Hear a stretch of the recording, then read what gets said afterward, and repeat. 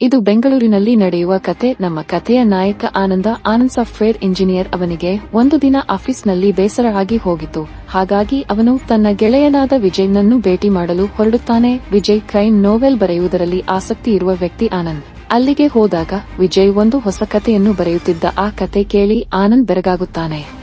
ಬೆಂಗಳೂರಿನಲ್ಲಿ ರಾತ್ರಿಯ ವೇಳೆ ಒಂದು ಹಳೆಯ ಕಟ್ಟಡದಲ್ಲಿ ಆತ್ಮಹತ್ಯೆಯಾಗಿದೆ ಅಂತ ಸುದ್ದಿ ಬರುತ್ತದೆ. ಪೊಲೀಸರು ಸ್ಥಳಕ್ಕೆ ಬಂದು ಪರಿಶೀಲನೆ ಮಾಡಿದಾಗ ಅದು ಆತ್ಮಹತ್ಯೆ ಅಲ್ಲ, ಕೊಲೆ ಅಂತ ಅರ್ಥ ಆಗುತ್ತದೆ. ಆ ಕಟ್ಟಡದಲ್ಲಿ ವಾಸವಿದ್ದವರು ಆನಂದ್ ಅವರ ಹಳೆಯ ಸ್ನೇಹಿತ ರಾಜು ಸಾಫ್ಟ್ವೇರ್ ಇಂಜಿನಿಯರ್. ಅವನಿಗೆ ಒಂದು ದೊಡ್ಡ ಕಂಪನಿಯಲ್ಲಿ ಉತ್ತಮ ಕೆಲಸ ಸಿಕ್ಕಿರುತ್ತದೆ.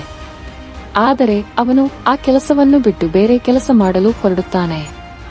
ಯಾಕೆ ಅಂತ ಅಂದರೆ ಅವನಿಗೆ ತನ್ನ ಕಂಪನಿಯಲ್ಲಿ ನಡೆಯುತ್ತಿರುವ ಒಂದು ದೊಡ್ಡ ಅಕ್ರಮದ ಬಗ್ಗೆ ಗೊತ್ತಾಗುತ್ತದೆ. ಆ ಅಕ್ರಮವನ್ನು ತಡೆಯಲು ಅವನು ಪ್ರಯತ್ನಿಸುತ್ತಾನೆ. ಆದರೆ ಅವನ ಪ್ರಯತ್ನ ವಿಫಲವಾಗುತ್ತದೆ. ಅದಕ್ಕೆ ಹೆದರಿದ ಕಂಪನಿಯವರು ಅವನನ್ನು ಕೊಲೆ ಮಾಡುತ್ತಾರೆ.